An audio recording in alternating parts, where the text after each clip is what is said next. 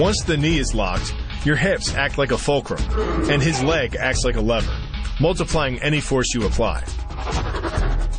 So even though the ligaments and tendons around the knee can sustain 1,700 newtons of force, the knee bar can load a lot more than that, enough to completely destroy the joint.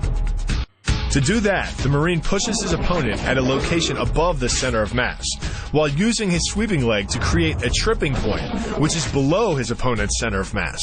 Once the loss of stability has occurred, gravity does the work, and the damage. On the ground and on his back, your opponent is now vulnerable to any number of finishing strikes.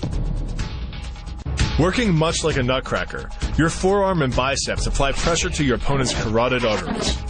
Located on either side of the trachea, these two arteries are the only way to get blood to the brain.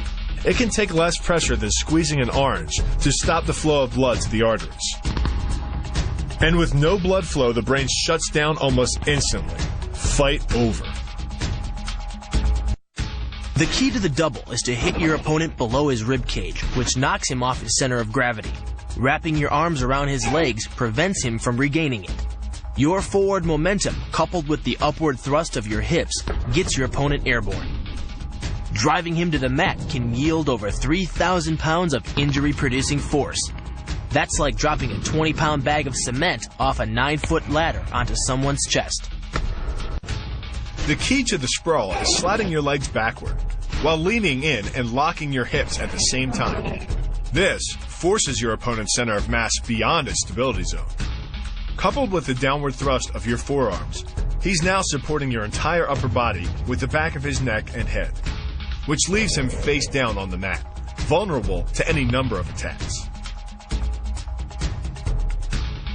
The power of this move comes from the spin. Like the wrecking ball at the end of a demolition crane, the power is generated by the rotation of the body. In conjunction with the snap of the knee, the foot achieves a velocity of nearly 30 miles per hour. When the heel connects with the solar plexus, it transfers 1,400 pounds of force, enough to damage internal organs and fracture multiple ribs.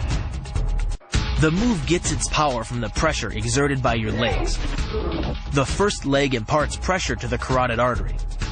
The second leg, working in conjunction with your arms, optimizes that pressure, transforming you into a human vice grip. If your opponent doesn't tap out, he'll pass out. Much longer and permanent brain damage can ensue. The armbar is a combination of two levers. While your legs push up on your opponent's neck, your arms apply downward pressure to his trapped wrist. The opposing forces turn the elbow into an ad hoc fulcrum point. The armbar can result in a complete destruction of the elbow's articulating structures,